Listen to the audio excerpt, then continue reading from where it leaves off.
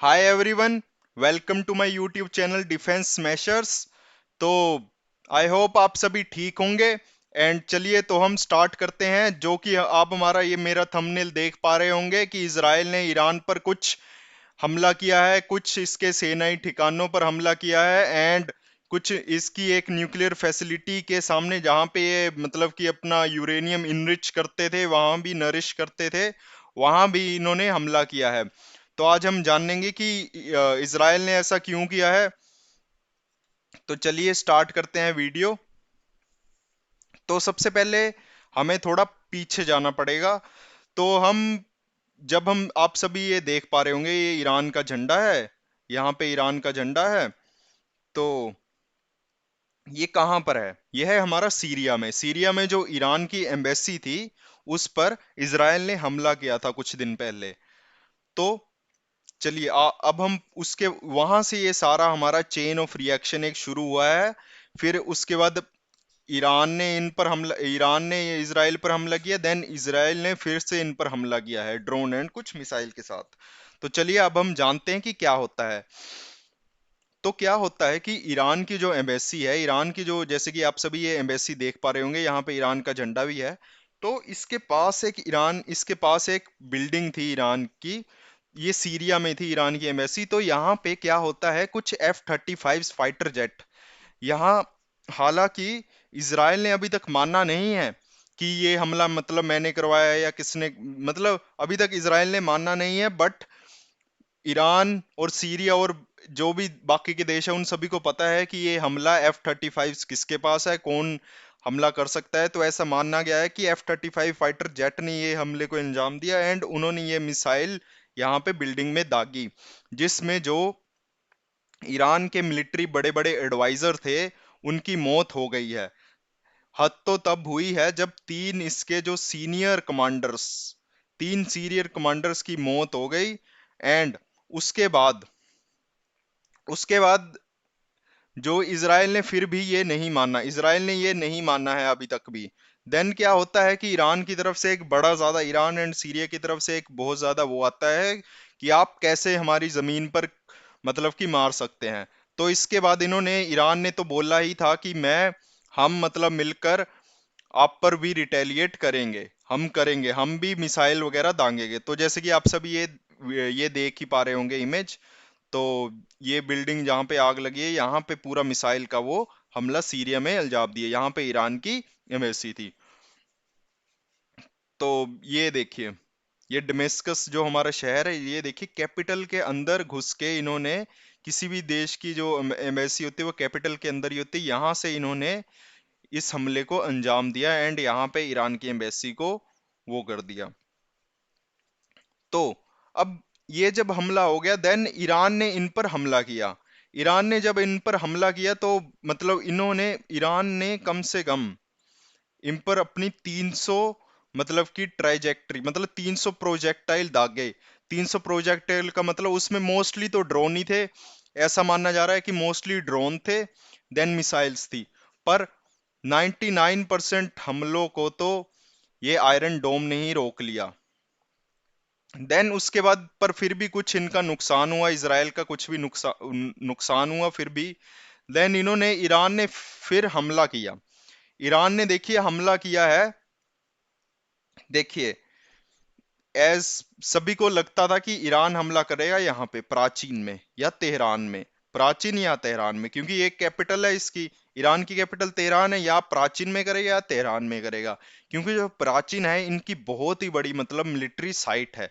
किसी ने ये नहीं सोचा था कि ये न्यूक्लियर फैसिलिटीज पर ही वो कर देंगे, न्यूक्लियर जो इनकी सेट साइट है इन पर ही वो कर देंगे। तो ये मतलब कि जो इजराइल ने हमला किया है,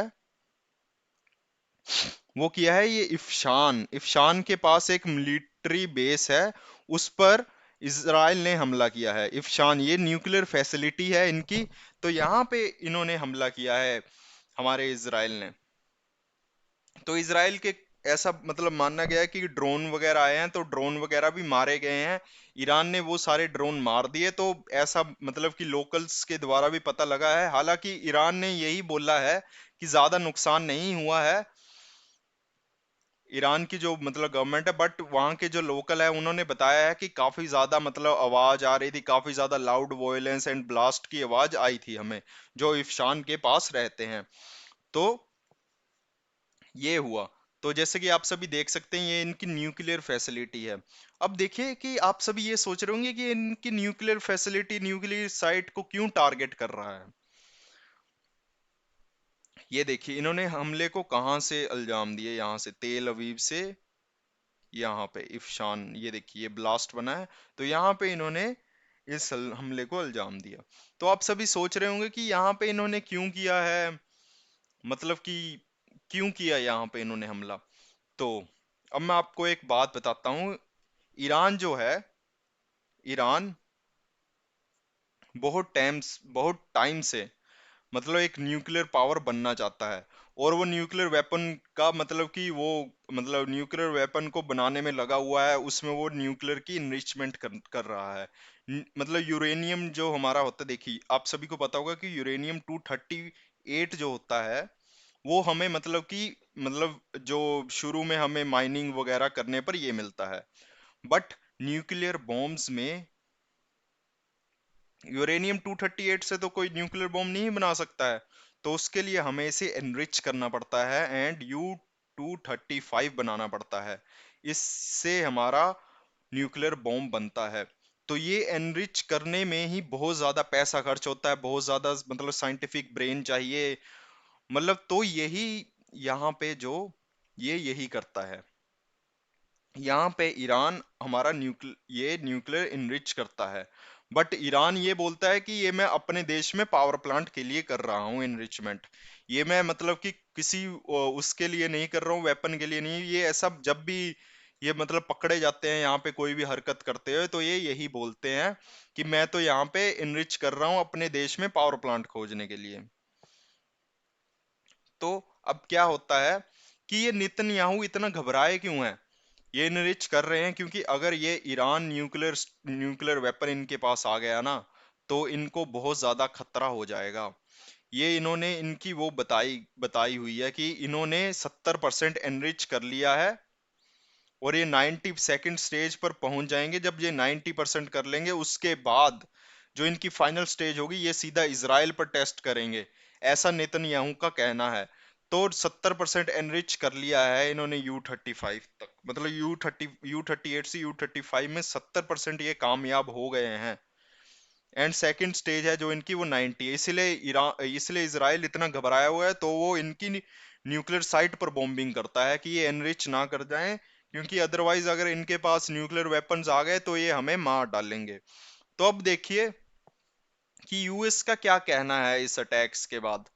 तो देखिए पहले हम देखते हैं यूएन, यूएन का क्या कहना है। देखिए यूएन के जो मतलब जनरल सेक्रेटरी है, उन्होंने बोल दिया, एंटोनियो गुटेरेस, उन्होंने बोल दिया कि ये मतलब कि इस जंग में कोई भी देश मतलब पार्ट ना करे, इन्वॉल्वमेंट ना करे, क्योंकि एक मिस कैलकुलेशन की वजह से पूरा एशिया में, पूरे वर्ल्ड में, पूरे एशिया में वॉर हो सकती है एंड पूरा एशिया धधक सकता है। तो इन्होंने ये काफी गंभीर रूप से बोला है।